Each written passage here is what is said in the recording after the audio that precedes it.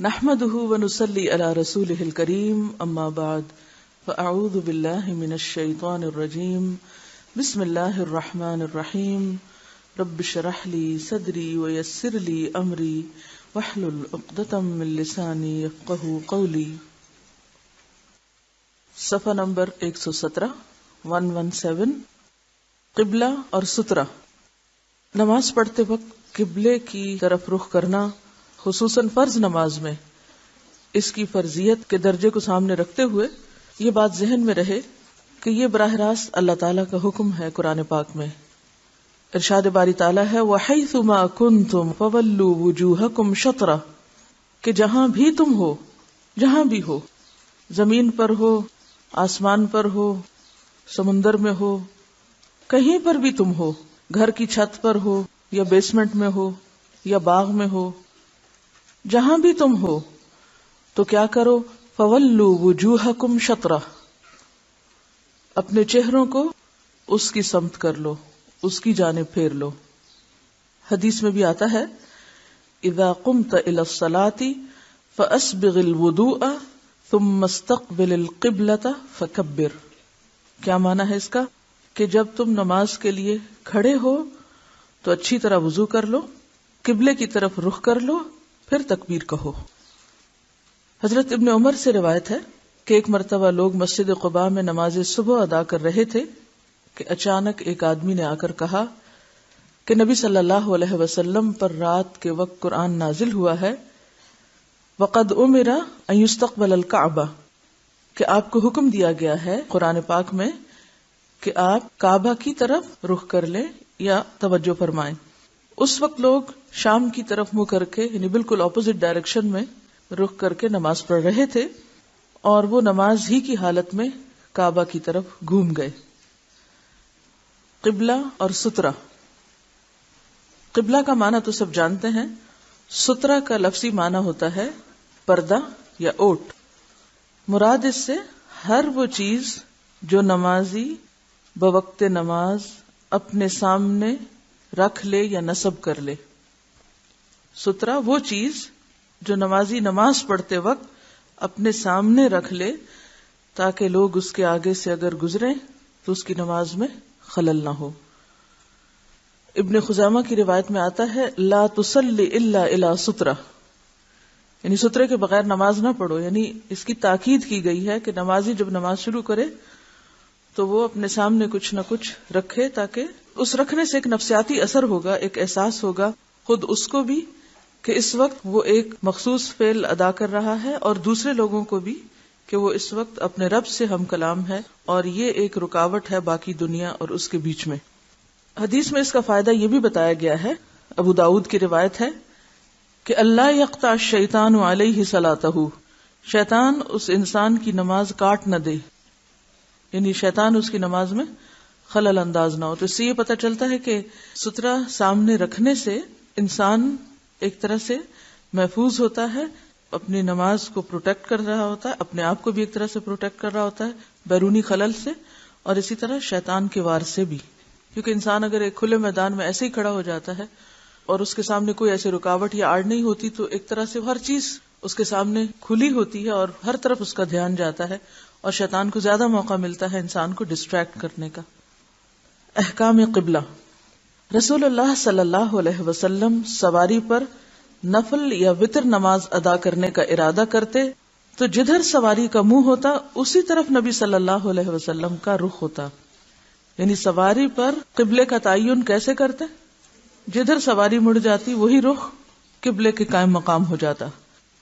کان النبی صلی اللہ علیہ وسلم یصلی فی السفر علی راحلته حیث توجہت به یومئ ایماء صلاۃ اللیل الا الفرائض ویوتر علی راحلته. نبی صلی اللہ علیہ وسلم دوران سفر فرضوں کے علاوہ رات کی نماز اپنی سواری پر اشارے سے پڑھتے تھے اور سواری پر ہی وتر پڑھتے تھے. تو اس سے کیا پتہ چلتا ہے کہ فرض نماز کے علاوہ باقی نماز کہاں پڑھتے تھے؟ سواری پر. اور کیسے؟ اشارے سے. اور وتر بھی سواری پر. تو اس لیے آپ لوگوں کے لیے کس قدر سہولت ہے کہ ظہر کی نماز کے صرف فرض پڑھ کر بھی اگر آپ چلے جائیں تو نماز کو تاخیر نہیں ہوگی. اب اگر آپ کسی ایسے کام پر ہیں کہ جس کو چھوڑا بھی نہیں جا سکتا، مثلا ایک طالب علم کی حیثیت میں یا کسی اور مجبوری کے تحت کہ آپ ساری نماز سنت نفل وغیرہ ایک جگہ ادا نہیں کر پا رہے، یا آپ سفر پر روانہ ہو رہے ہیں، تو اس صورت میں فرض نماز تو آپ پراپر طریقے سے پڑھیں گے، زمین پر صحیح قبلے کا تعین کر کے، اور باقی سنت نفل وتر وغیرہ سواری پر بھی پڑھ سکتے ہیں، اور سواری پر اشارے سے پڑھی جا سکتی، خواہ آپ صحت مند اور سلامت ہوں، بغیر کسی بیماری یا عذر کے، صرف سفر کا عذر کافی ہے. اور کبھی نبی صلی اللہ علیہ وسلم کا یہ معمول بھی دیکھنے میں آتا کہ جب اونٹنی پر نوافل ادا کرنے کا ارادہ فرماتے تو اونٹنی کا منہ قبلہ رخ کرتے اور تکبیر تحریمہ کہہ کر نماز شروع فرما دیتے. اس کے بعد نفل نماز ادا کرتے جس طرف بھی سواری کا رخ ہوتا. یعنی ابتداء میں جب نیت باندھتے، آغاز کرتے نماز کا، تو سواری کو کدھر موڑ لیتے؟ قبلے کی طرف. اللہ اکبر کہہ دیتے، اس کے بعد سفر شروع کر دیتے، اور جدھر جدھر سواری مڑتی چلی جاتی پھر نماز توڑتے نہیں تھے، نماز ادا کرتے چلے جاتے. تو اس سے کیا پتہ چلتا ہے کہ ابتداء میں انسان کو کوشش کرنی چاہیے کہ وہ قبلے کا تعین کرے جتنا ممکن ہو. اور اگر بالکل پتہ ہی نہ چلے، مثلا بادل وغیرہ ہیں یا موسم ایسا ہے یا رات کا وقت ہے، کوئی طریقہ ہی نہیں، اگرچہ اب کمپس ملتے ہیں، اگر وہ صحیح ہو تو ڈائریکشن صحیح بتاتے ہیں، اور اس سے آپ رات یا دن کے اوقات میں قبلے کا تعین کر سکتے ہیں. لیکن اگر ناممکن ہو، کوئی بھی صورت نہ ہو، تو پھر اینما تولوا فثم وجہ اللہ، وہ تو پھر ایک ایکسیپشنل صورت ہے. لیکن جہاں تک انسان کا بس چلے، اس کے لیے ممکن ہو، وہ تعین کرے. اب آپ کہیں گے کہ ہم مثلاً گاڑی پہ بیٹھے اور گاڑی ہمارے ہاتھ میں تھوڑی ہے کہ ہم اس کو ادھر ادھر موڑ سکیں، وہ تو ڈرائیور کے پاس ہے. تو اس صورت میں کیا کریں؟ اس صورت میں یہ ہے کہ اگر آپ دیکھ رہے ہیں کہ تھوڑا سا ادھر منہ کرنے سے یا ادھر مڑنے سے قبلے کا رخ مل سکتا ہے، تو آپ اپنی ہی سیٹ پر تھوڑا سا دائیں یا بائیں گھوم جائیے. اور اسی طرح اگر اس صورت میں بھی آپ سمجھے کہ گھومنا بھی ممکن نہیں، تو پھر جس طرح بھی رخ ہو آپ پڑھ سکتے ہیں. اور پھر خاص طور پر نوافل کا موقع اگر گھر پر نہیں اور آپ کو روز سفر کرنا ہے، اور سفر بھی فرض درجے کا ہے، لازم ہے، ایسے طلب العلم فریضہ، علم کا سیکھنا جو ہے فرض ہے. اب آپ کو گھر میں نہیں مل رہا وہ سب کچھ، استاد گھر پہ نہیں آ سکتا، اور آئے گا بھی کیسے؟ استاد کے پاس تو جانا ہی پڑتا ہے. تو ایسی صورت میں اگر آپ کو گھر سے نکلنا پڑ رہا ہے اور آپ کے لیے سفر مجبوری، اور ٹھیک ہے خواتین تو پھر بھی گھر میں بیٹھ جائیں گی، مرد حضرات کیا کریں؟ کیونکہ نماز صرف عورتوں پر تو فرض نہیں، مردوں پر بھی فرض ہے.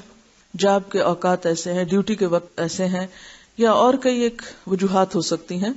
تو ایسی صورت میں ہمارے دین میں وسعت ہے، اور اس وسعت کا معنی کیا ہے کہ انسان فرض نہ چھوڑے، کام نہ چھوڑے، لیکن اس میں جتنی ممکن رخصت ہے اس کو اختیار کر لے. اور اس میں آپ دیکھیے کہ بہت سے لوگ سنت اور نفل کس لیے نہیں پڑھتے؟ شدید مصروفیت کی وجہ سے نوافل چھوڑ دیتے ہیں، اور وہ نہیں جانتے ہوتے کہ ہم کسی اور جگہ بالکل فارغ بھی بیٹھے ہوتے ہیں، گھنٹے گھنٹے کے بس کے سفر میں فارغ ہیں، کوئی کرنے کا کام نہیں. تو ایسی صورت میں اگر باوضو ہو کہ آپ سفر شروع کر رہے ہیں تو اپنے سواری پر بھی پڑھتے جائیں. اب آپ کے لیے ایک اور مسئلہ ہوگا کہ وہ لوگ دیکھتے ہیں تو وہ کیا کہیں گے، وہ تھوڑی دیر کچھ کہیں گے پھر وہ بھی یہی کرنے لگیں گے، وہ حیران ہوں گے، پریشان ہوں گے، شاید آپ پہ غضبناک بھی ہوں کہ آپ ہمیں گناہ گار کر رہے ہیں یہاں نماز پڑھ کے. تو بحث نہیں کیجیے، عمل کرتے جائیے، پھر وہ خود بھی تحقیق کرنا شروع کر دیں گے، اور شاید ان کو بھی نصیب ہو جائے نبی صلی اللہ علیہ وسلم کی اس عمل کی خبر رکھنا. تو ہم سب کو اپنے اوقات کا زیادہ سے زیادہ بہتر استعمال کرنا چاہیے، اور ایسے مواقع سے فائدہ اٹھانا چاہیے، اور اس کو سنت سمجھ کے بھی کرنا چاہیے. پہلے زمانے میں آپ کو معلوم ہے کہ سفر طویل بھی بہت ہوتے تھے، 1-2 دن کا سفر تھوڑی ہوتا تھا، 8-8 دن، مہینہ مہینہ لوگ سفر کرتے رہتے تھے. اب ایسی صورت میں انسان آخر کتنی دیر نماز اس طرح جلدی میں پڑھے؟ تو پھر جہاں بھی موقع ہو پڑھتا رہے. اس صورت میں آپ رکوع اور سجدہ سر کے اشارے سے کرتے، البتہ سجدے کی حالت میں رکوع کی نسبت سر کو زیادہ جھکا لیتے. رکوع اور سجدے کا فرق کیسے پتہ چلتا ہے؟ رکوع میں کم جھکتے اور سجدے میں میکسیمم، زیادہ سے زیادہ. جب فرض نماز ادا کرنا مقصود ہوتا ہے تو سواری سے اترتے اور قبلہ رخ کھڑے ہو جاتے. اس سے کیا پتہ چلتا ہے کہ فرض نماز بسوں گاڑیوں میں نہیں ہوتی، اس کے لیے آپ کو باقاعدہ قبلہ کا تعین کرنا ہے. الا یہ کہ کوئی صورت ہے ہی نہیں، مثلا ایک فلائٹ ہے 8 گھنٹے کی، اب وہ تو جہاز لینڈ کرے گا 8 گھنٹے کے بعد، اب آپ کیا کریں؟ اب نماز کا وقت گزر جائے گا، تو ایسی صورت میں پھر آپ اپنی سیٹ پر بیٹھے بیٹھے بھی پڑھ سکتے ہیں. لیکن اگر آپ سمجھیں کہ ایک نماز یعنی ظہر اور عصر کے بیچ کے وقت میں اترے گا جہاز، تو آپ دونوں کو جمع بھی کر سکتے ہیں. مغرب اور عشاء کے بیچ کا وقت ہو تو آپ جمع کر سکتے ہیں، اور جمع کر کے باقاعدہ قبلہ رخ ہو کر نماز پڑھیں. ادروائز آپ کیا کر سکتے ہیں؟ وہیں پڑھ سکتے ہیں. قبلہ کے بارے میں نبی صلی اللہ علیہ وسلم کا ارشاد ہے کہ شمال اور جنوب کے درمیان مغرب کی طرف تمام سمت قبلہ ہے. کتنا وسیع قبلہ آپ نے بتایا. شمال اور جنوب کتنے فاصلے پہ ہوتے ہیں؟ یعنی تھوڑا ادھر ہو گیا، ادھر ہو گیا، ادھر ہو گیا، ادھر ہو گیا، تو اس سے بہت فرق نہیں پڑتا. یعنی آپ پڑھ سکتے ہیں. آپ اپنے گھر میں ہیں، آپ نے صحیح ڈائریکشن معلوم کر لی، لیکن سفر میں آپ سورج کے غروب اور طلوع کو دیکھ کر قبلے کی ڈائریکشن متعین کر رہے ہیں، تو ہو سکتا ہے کہ سردیوں میں سورج کا رخ غروب کی جگہ کچھ اور ہو اور گرمیوں میں کچھ اور ہو. تو آپ ایک دفعہ کسی جگہ سے گزرے گرمیوں میں اور آپ نے رخ کہیں اور کیا، اگلی دفعہ گزرے تو تھوڑا اور، تو پھر آپ پریشان ہو کہ پتہ نہیں وہ نماز میری صحیح تھی یا یہ صحیح تھی. بہتر ہے نماز پڑھو ہی نہ. تو یہ کوئی عذر نہیں کہ نماز پڑھو ہی نہ، یہ حل نہیں ہے اس مسئلے کا. آپ کو نماز پڑھنا ہے، اگر تھوڑا بہت ڈائریکشن میں ادھر ادھر فرق ہو بھی گیا تو اس کی رخصت ہے. یعنی ڈائریکشن اصل میں دیکھنا ہے کہ سمت کون سی ہے. قبلے کی جانب قبر ہونے کی صورت میں وہاں سے ہٹ کر نماز ادا کرنی چاہیے، کیونکہ قبرستان میں ویسی نماز نہیں ہوتی، اور اگر کہیں ایسی جگہ پر آپ کو نماز ملی ہے جہاں سامنے قبر ہے تو قبر سے ہٹ کے پڑھیں. آپ صلی اللہ علیہ وسلم نے فرمایا کہ قبروں کی جانب منہ کر کے نماز ادا نہ کرو اور نہ قبروں پر بیٹھو. دونوں چیزیں منع ہے. سترہ کا بیان. یہاں سترہ سے مراد وہ چیز ہے جسے نمازی اپنے آگے کھڑا کر کے نماز پڑھتا ہے تاکہ اس کے آگے سے گزرنے والا سترے کے آگے سے گزر جائے اور گناہگار نہ ہو. یہ سترہ لاٹھی، برچھی، لکڑی، دیوار، ستون اور درخت سے ہوتا ہے، اور امام کا سترہ سب مقتدیوں کے لیے کافی ہوتا ہے. مقتدی کس کو کہتے ہیں؟ جی ہاں، امام کی پیچھے نماز پڑھنے والوں کو، اقتداء کرنے والوں کو. ان کی حضرت طلحہ بن عبید اللہ سے روایت ہے کہ رسول اللہ صلی اللہ علیہ وسلم نے فرمایا اذا وضع احدكم بين يديه مثل مؤخرة الرحل فليصلي ولا يبالي من مر وراء ذلك. باب فعل سے. جب تمہارا ایک شخص اپنے سامنے پالان کی پچھلی لکڑی کے برابر کوئی چیز رکھ لے تو نماز جاری رکھے، اور جو کوئی اس کے سامنے سے گزرے اس کی پرواہ نہ کرے. اب یہاں یہ بتایا گیا کہ سترہ کتنا ہونا چاہیے، اور اس کو تشبیہ دی گئی پالان کی پچھلی لکڑی سے. حضرت عطا فرماتے ہیں کہ پالان کے پچھلے حصے کی لکڑی 1 ہاتھ یا اس سے کچھ زیادہ لمبی ہوتی ہے. یعنی بہت لمبی لکڑی نہیں کہ آپ کے قد کے برابر ہو یا آدھے قد کے برابر، یعنی چھوٹی سی لکڑی ہو تو بھی کافی ہے. معلوم ہوا کہ کم از کم 1 ہاتھ لمبی لکڑی یا کوئی اور چیز سترہ بن سکتی ہے. اب یہ لکڑی باریک بھی ہو سکتی، لوہے کی سلاخ بھی ہو سکتی، یعنی پتلی سے پتلی بھی ہو سکتی ہے، چوڑی بھی ہو سکتی ہے. تو تیر جیسی لکڑی جو ہے وہ بھی کافی ہو سکتی ہے. اچھا، ایک روایت میں آیا اگر کچھ نہ ہو تو لکیر کھینچ لے، لیکن یہ روایت ضعیف ہے. حضرت ابو جحیفہ رضی اللہ عنہ سے روایت ہے کہ رسول اللہ صلی اللہ علیہ وسلم نے بطحا میں لوگوں کو نماز پڑھائی. نبی صلی اللہ علیہ وسلم کے سامنے ایک برچھی نصب تھی. آپ نے 2 رکعت ظہر کی نماز پڑھائی اور 2 رکعت عصر کی، یعنی جمع کی. اس وقت برچھی کی دوسری طرف عورتیں اور گدھے چلے جا رہے تھے. یہ اب عورتوں اور گدھوں کو اکٹھا کیوں کر دیا گیا ہے؟ کیونکہ ایک دوسری روایت میں آتا ہے کہ مرد کے سامنے سے اگر عورت گزرے تو اس سے اس کی نماز میں خلل آتا ہے. تو اب یہ کہ اگر سترے کے پار سے کوئی گزر رہا ہو تو اس سے فرق نہیں پڑتا. نمازی کے آگے سے گزرنے کا گناہ. رسول اللہ صلی اللہ علیہ وسلم نے فرمایا اگر نمازی کے سامنے سے گزرنے والے کو گزرنے کی سزا معلوم ہو جائے تو اسے 1 قدم آگے بڑھنے کی بجائے 40 دن، ماہ یا سال تک وہیں کھڑے رہنا پسند ہو. یعنی لفظ 40 آتا ہے، یہ نہیں پتا کہ اس سے مراد مہینے ہیں یا سال ہے یا دن ہے.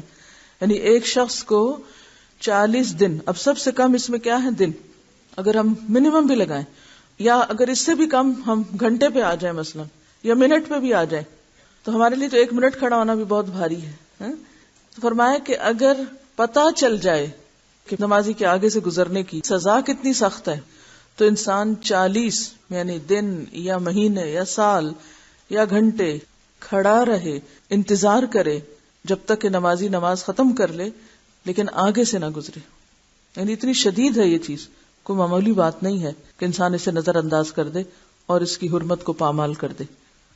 اب اس سے آپ دیکھیے کہ ایک طرف ہمیں یوں لگے گا جیسے اوہ بڑی سختی ہے. نہیں، یہ سختی نہیں ہے. ذرا سوچئے کہ اللہ تعالی نماز پڑھنے والے کی نماز کی کس قدر قدردانی اور حفاظت فرما رہے ہیں. کتنی شان ہے اس کی جو اپنے رب سے ہم کلام ہوتا ہے، اپنے رب کے آگے جھکتا ہے، کہ اس کو ڈسٹرب کرنے والا اتنی سخت سزا کا مستحق ہے کہ کوئی اس کو ڈسٹرب نہ کرے.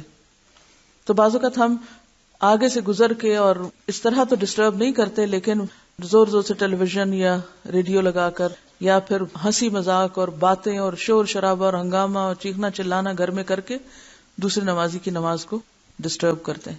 تو یہ چیز سخت ناپسندیدہ ہے. اور بعض لوگ تو محض ایک دوسرے کو یہ کہہ کے دیکھو نماز پڑھا، چپ کر جاؤ، چپ کرو نماز ہو رہی ہے، نماز ہو رہی، چپ کرو نماز ہو رہی، یہی کہہ کے نماز ڈسٹرب کرتے رہتے ہیں دوسروں کی.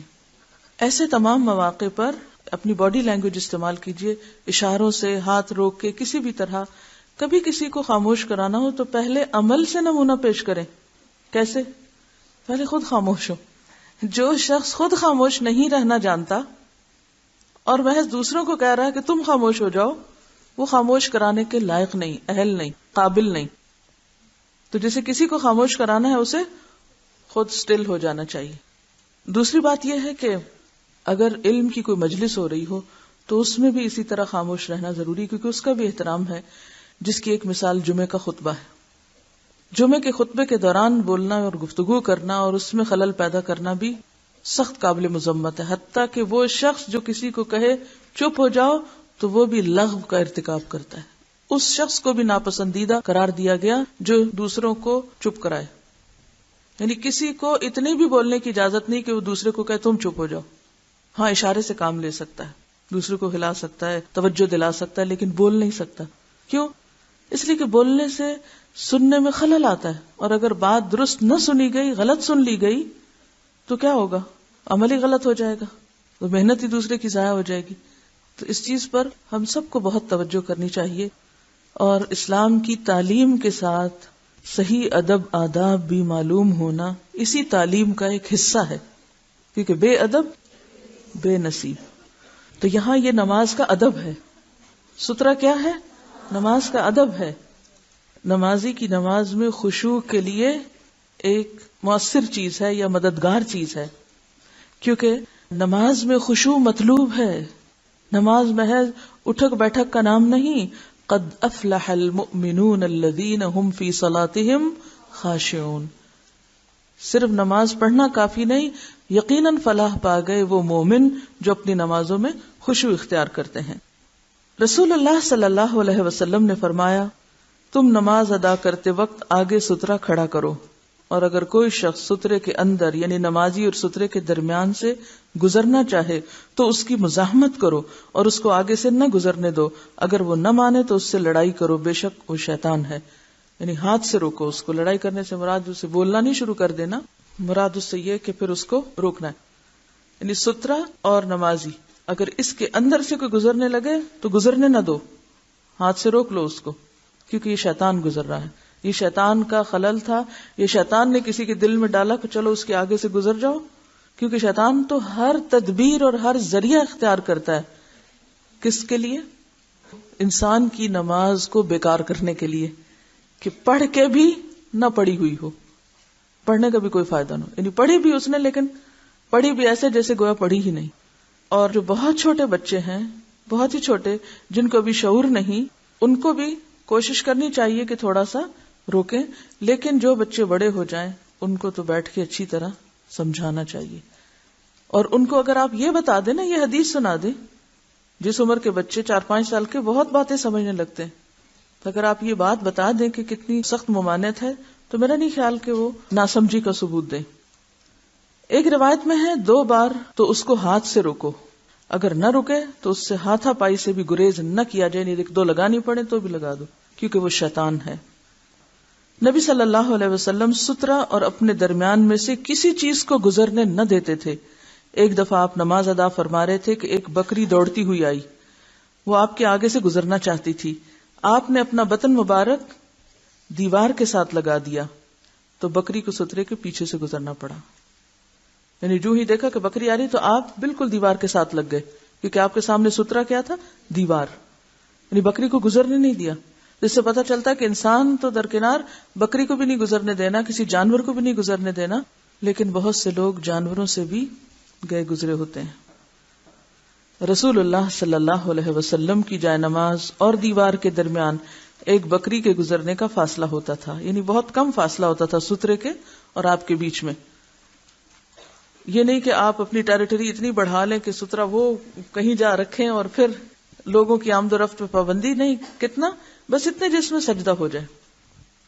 رسول اللہ صلی اللہ علیہ وسلم نے فرمایا, اگر نمازی کے آگے اونٹ کے پالان کی پچھلی لکڑی جتنا لمبا سترا نہ ہو اور بالغ عورت, گدھا یا سیاہ کتا آگے سے گزر جائے تو نماز ٹوٹ جاتی ہے, اور سیاہ کتا شیطان ہے.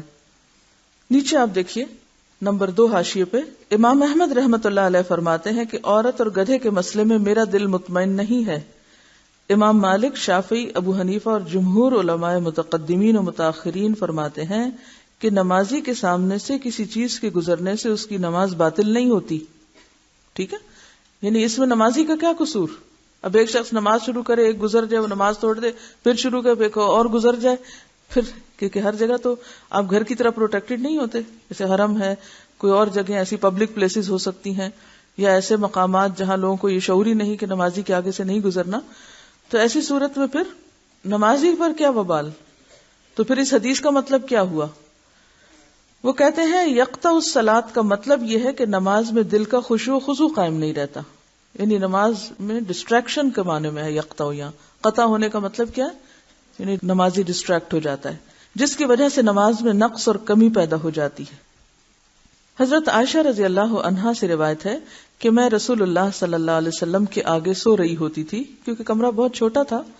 میرے پاؤں آپ کے سامنے ہوتے, جب آپ سجدہ کرتے تو میں اپنے پاؤں سمیٹ لیتی, اور جس وقت آپ کھڑے ہوتے تو پاؤں پھیلا دیتی. ان دنوں گھر میں چراغ نہیں ہوتے تھے. معلوم ہوا کہ گزرنا منع ہے. اگر آگے کوئی لیٹا ہوا ہے تو حرج نہیں, جیسے بچہ کوئی لیٹ جائے یا کمرہ ایک ہے. اور کیا آپ کو معلوم ہے کہ پاکستان کی ایک بڑی آبادی کے پاس یا تو گھر نہیں, یا ایک کمرے کا گھر ہے, یا وہ جھگی میں رہتے ہیں, اور پوری فیملی, بعض اوقات ماں باپ, بچے, اور بعض اوقات ان کے بھی آگے بچے, سب ایک چھت کے نیچے رہ رہے ہوتے ہیں, اور یہ ان کی مستقل زندگی ہے. یعنی ان کے سامنے کوئی ہوپ نہیں ہے کہ وہ اس مشکل یا تنگی سے نجات پا سکیں گے. تو ہمیشہ اگر ہم اپنے سے چھوٹے کو دیکھیں تو ہمارے دل میں شکر کے جذبات پیدا ہوتے ہیں, لیکن جب ہم اپنے سے بہتر کو دیکھتے ہیں تو ہمارے دل میں غصہ اور نفرت کے جذبات پیدا ہوتے ہیں, اور اس سے نقصان ہمیں خود ہوتا ہے, کسی کا کیا جاتا ہے. تو ایسی صورت میں دین کس کے لیے؟ سب کے لیے.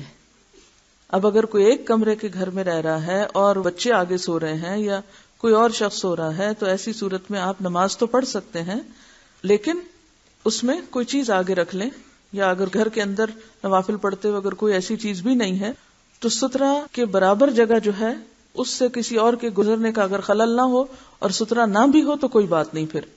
کیونکہ ایک اور حدیث میں آتا ہے, حضرت مطلب بن ابی وداع فرماتے ہیں کہ انہوں نے باب بنی سہم کے قریب نبی صلی اللہ علیہ وسلم کو نماز پڑھتے دیکھا, اور لوگ آپ کے آگے سے گزر رہے تھے اور آپ کے اور ان کے درمیان کوئی سترا نہ تھا. یعنی یہ ایک ایسی دلیل ہے کہ جس سے پتہ چلتا ہے کہ نماز میں سترا فائدہ مند تو ہے, رکھنا چاہیے, لیکن اگر کبھی کسی مجبوری سے کوئی چیز ہے ہی نہیں اور سترا نہیں رکھ سکے آپ, تو پھر اگر آپ کے سجدے کی جگہ سے کچھ دور سے کوئی گزر گیا ہے تو اس سے آپ کی نماز پہ خلل نہیں پڑے گا, جیسے کہ اس روایت میں آتا ہے. یہ احمد اور ابو داؤد کی روایت ہے. آگے گزرنے کی ممانعت صرف اس صورت میں ہے جبکہ اس نے آگے سترا رکھا ہوا ہو اور پھر کوئی سترے کے اندر سے گزرنا چاہے. اگر اس فاصلے سے باہر کوئی گزرنا چاہے یا دور, کیونکہ نمازی کو کیا حکم ہے کہ نگاہیں کہاں رکھے نماز میں؟ سجدے کی جگہ پر رکھے. تو اس کی سجدے کی جگہ سے پار اگر کوئی گزر بھی گیا دور سے تو حرج نہیں ہے.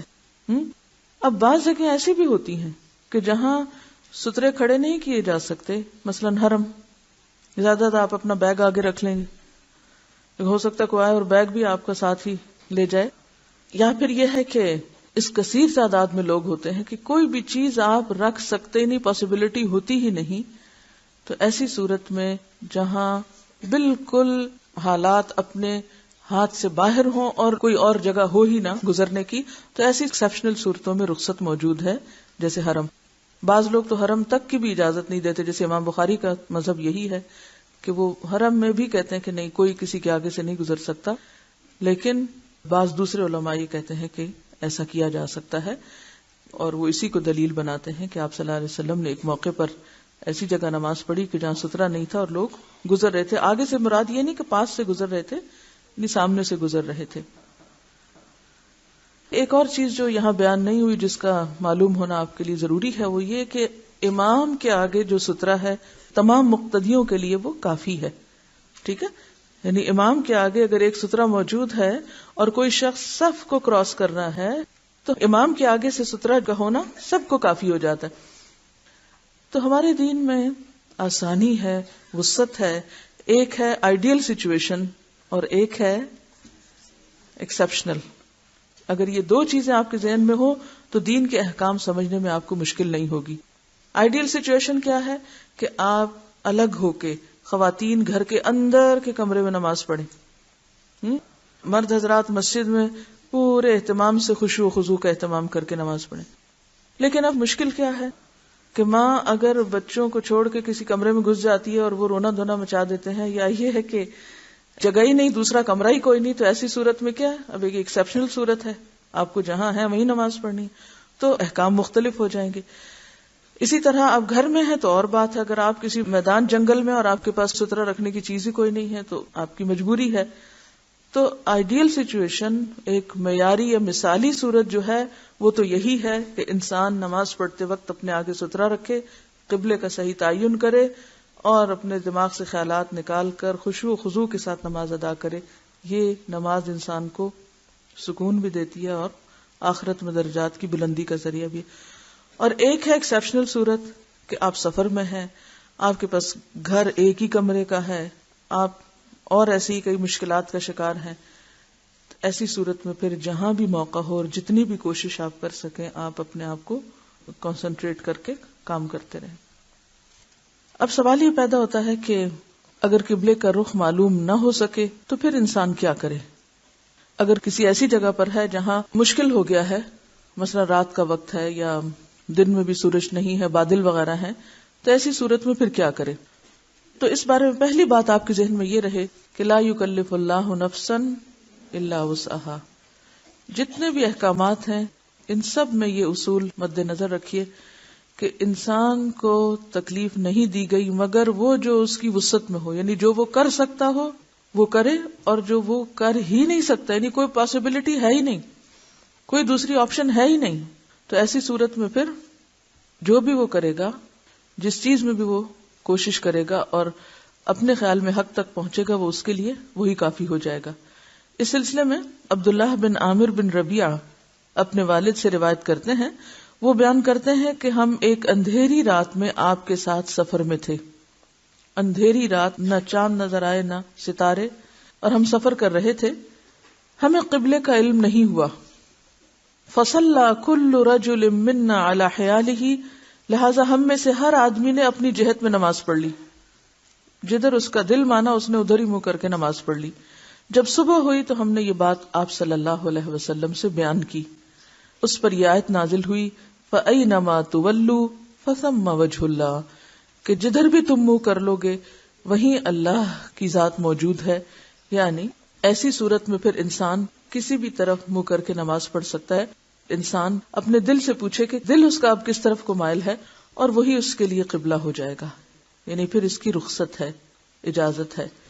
اب سوال یہ ہے کہ اگر کوئی شخص اپنے اجتہاد کے ساتھ یعنی اپنی طرف سے کوشش کر رہا ہے اور رخ معلوم کر رہا ہے، اس کے ساتھ وہ نماز پڑھ لیتا ہے.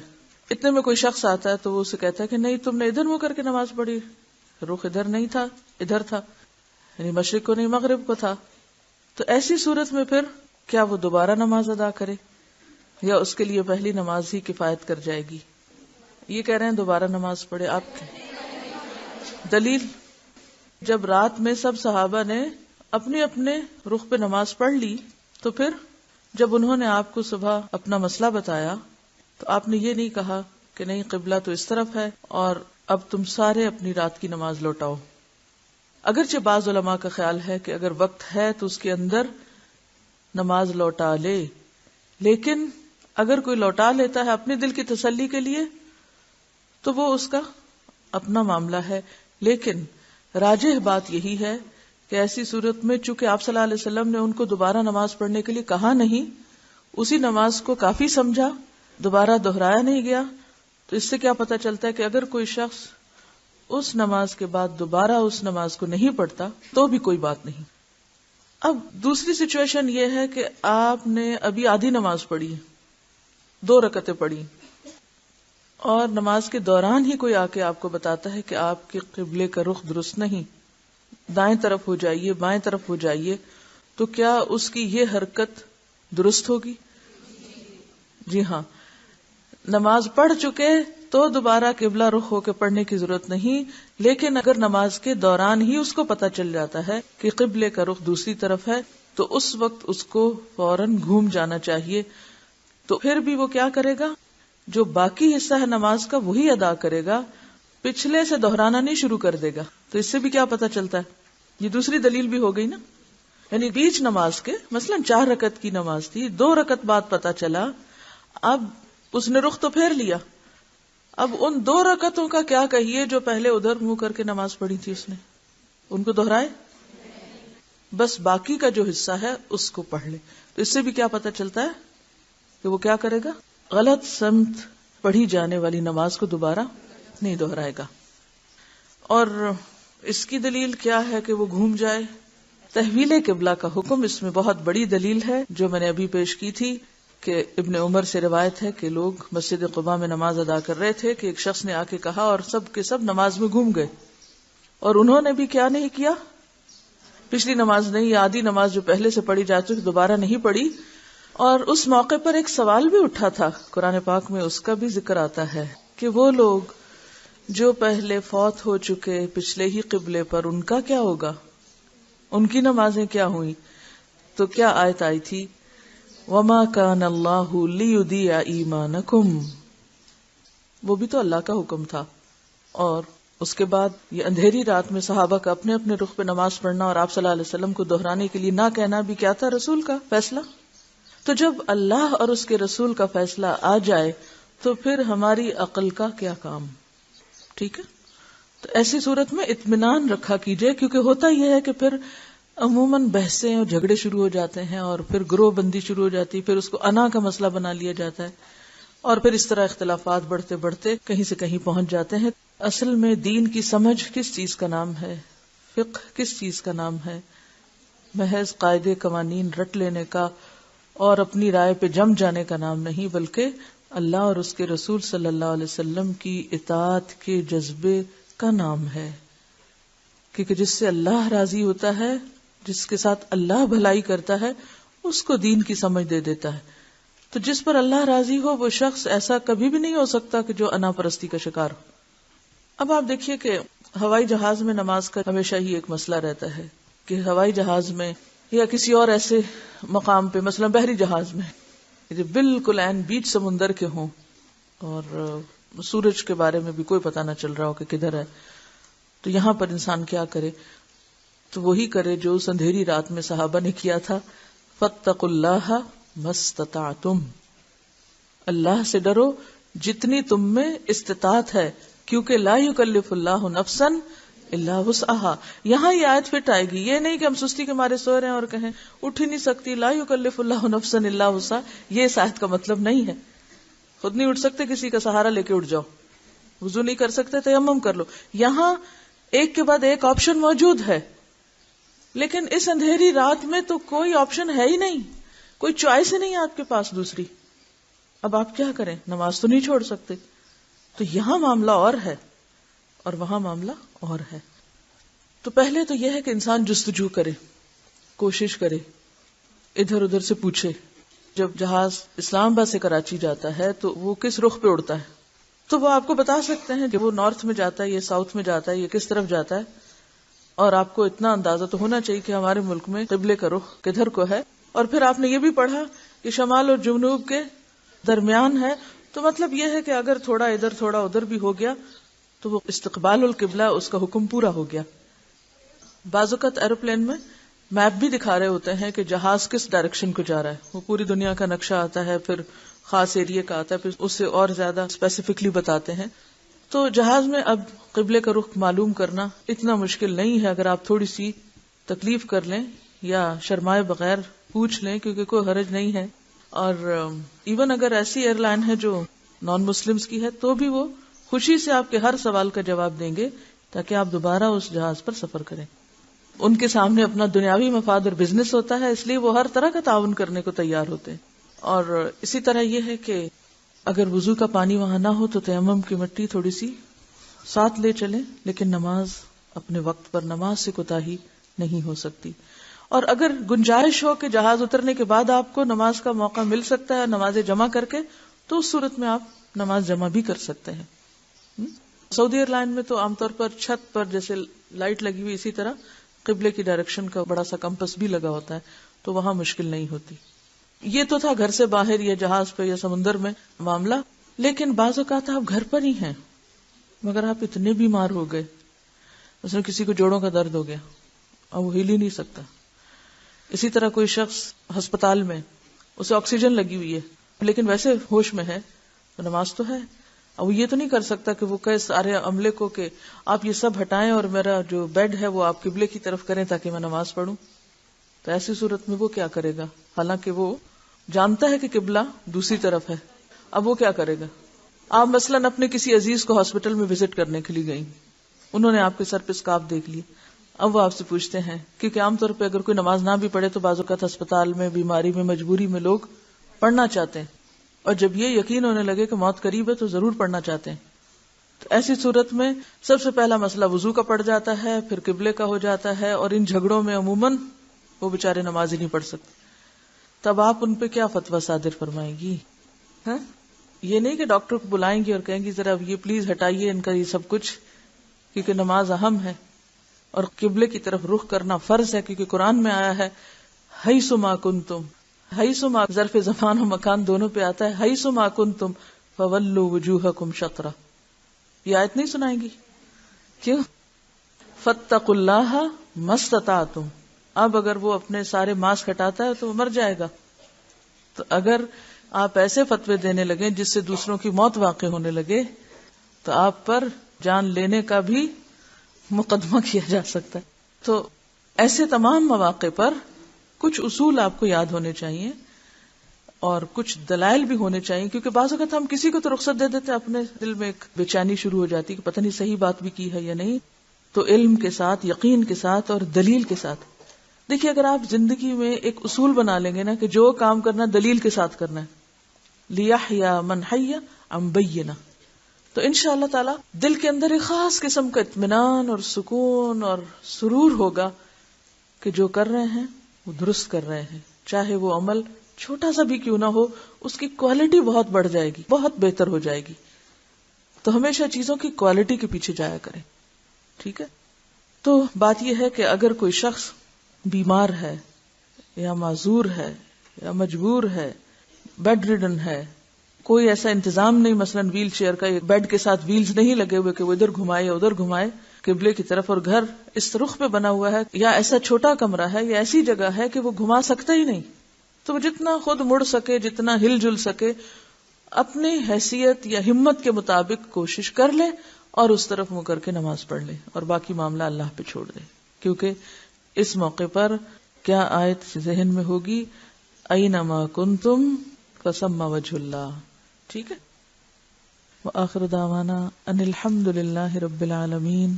سبحانک اللہم وبحمدک نشہد ان لا الہ الا انت نستغفرک ونتوب الیک.